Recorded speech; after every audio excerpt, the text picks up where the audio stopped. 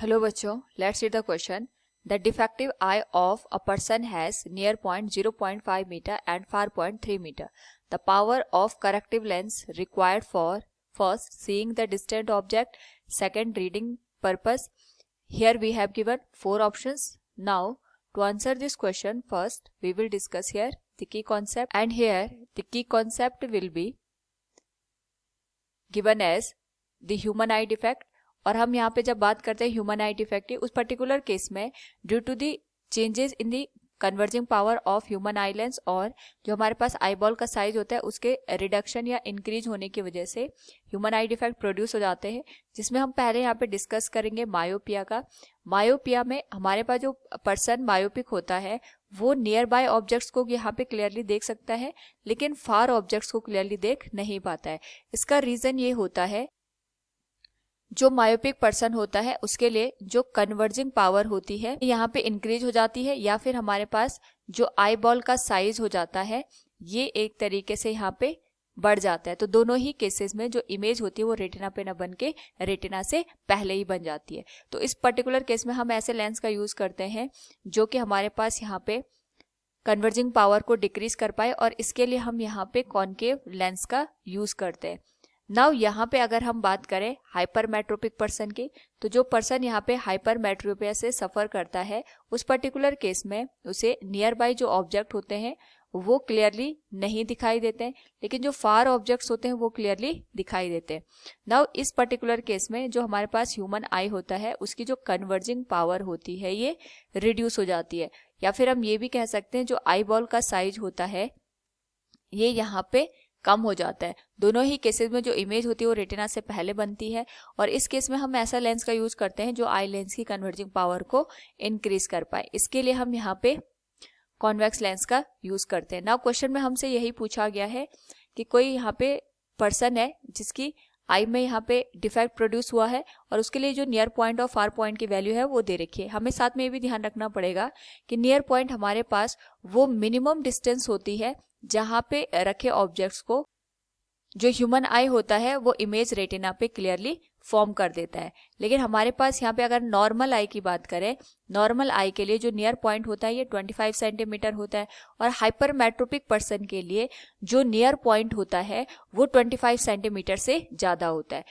दूसरा अगर हम बात करें यहाँ पे फार पॉइंट की, तो फार पॉइंट हमारे पास वो मैक्सिमम डिस्टेंस होती है जहाँ पे रखे जो ऑब्जेक्ट होता है उसकी इमेज यहाँ पे रेटिना पे क्लियरली फॉर्म हो जाती है. उस पर्टिकुलर केस में हमारे पास यहाँ पे हम ये कहते हैं कि जो नॉर्मल आई होती है उसके लिए जो फार पॉइंट होता है ये इन्फिनिटी के बराबर होता है. नाउ यहाँ पे अकॉर्डिंग टू द क्वेश्चन हमसे यही पूछा गया है, अगर ऑब्जेक्ट को हम बहुत डिस्टेंस पे रख दें तो उस पर्टिकुलर केस में कौन सा करेक्टिव लेंस हम यूज करेंगे, क्योंकि यहाँ पे हमें दूर के ऑब्जेक्ट्स को क्लियरली देखना है.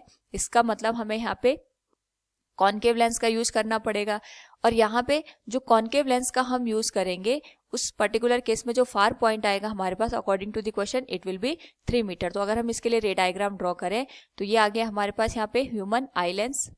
इससे पहले हम यहाँ पे कॉनकेव लेंस का यूज करेंगे, और जो ये कॉनकेव लेंस होगा ये लाइट को यहाँ पे डाइवर्स कर देगा, यानी जो भी लाइट रे इस तक पहुंचेंगी ये लाइट रे को यहाँ पे डाइवर्स करके आई लेंस तक पहुंचा देगा, और आई लेंस दोबारा से लाइट को कन्वर्ट करके रेटिना पे इमेज को फॉर्म कर देगी.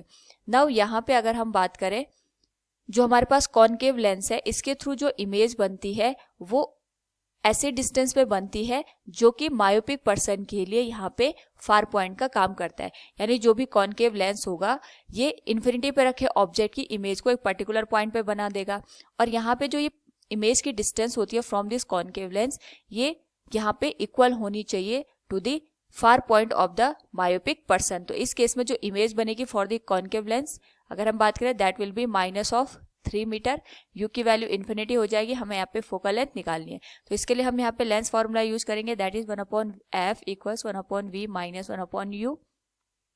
वैल्यू हो जाएगी 1/f इक्वल्स 1/v की वैल्यू आ जाएगी -3 माइनस 1/u की वैल्यू आ जाएगी इन्फिनिटी के बराबर. सो फ्रॉम हियर हमारे पास जो 1/f की वैल्यू आ गई दैट इज -1/3 मीटर के बराबर. एंड वी नो दैट जो पावर ऑफ लेंस होती है that is reciprocal of the focal length, तो हम यहाँ पे सीधे इसको लिख सकते हैं, इट विल बी 1/f, और यहाँ पे जो भी फोकल लेंथ होनी चाहिए वो मीटर में होनी चाहिए, जो कि हमने यहाँ पे ऑलरेडी फाइंड आउट कर चुकी है।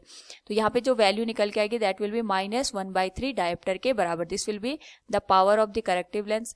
नेक्स्ट जो अगर हम इसमें बात करें, हमारे पास जो नियर पॉइंट दे रखा है इट इज 0.5 मीटर। तो जब हम बात करते हैं यहाँ पे नियर पॉइंट में चेंजेस की, तो इस पर्टिकुलर केस में जो पर्सन होता है हाइपरमेट्रियोस से सफर करता है, इस केस में हम यहाँ पे कॉन्वेक्स लेंस का यूज करेंगे। तो ये कॉन्वेक्स लेंस आ गया और ये हमारे पास यहाँ पे आई लेंस हो गया। ये सिलेरी मसल्स है यहाँ पे, और ये आ गया यहाँ पे रेटिना। तो जब भी हम ऑब्जेक्ट को नियर बाई पॉइंट पे रखते हैं, उस पर्टिकुलर केस में कॉन्वेक्स लेंस लाइट को कन्वर्ट्स करता है, फिर ये आई लेंस तक जाके कन्वर्ट हो जाता है, और फिर जो भी इमेज होती है वो रेटिना पे फॉर्म हो जाती है।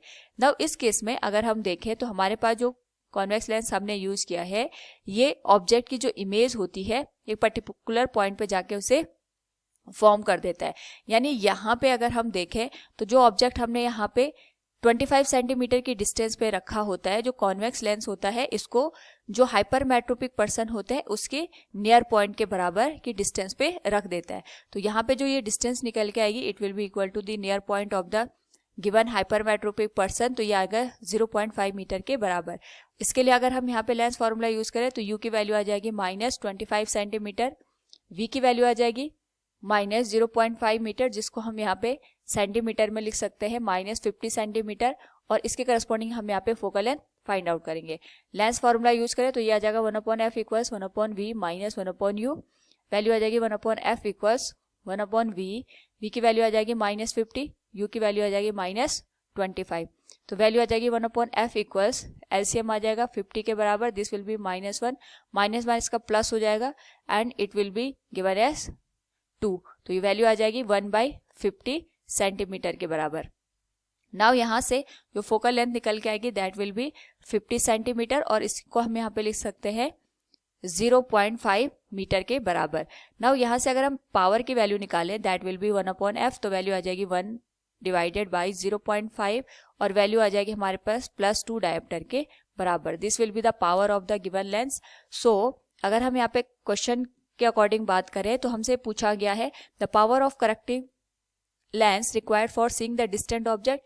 तो डिस्टेंट ऑब्जेक्ट के लिए जो पावर की वैल्यू होगी दैट विल बी -1/3 डायोप्टर, और रीडिंग पर्पस के लिए जो यहाँ पे पावर की वैल्यू होगी that will be +2 dioptre. So from the given question we can say here option B will be the right answer. Hope all you understood it. Thank you and best of luck.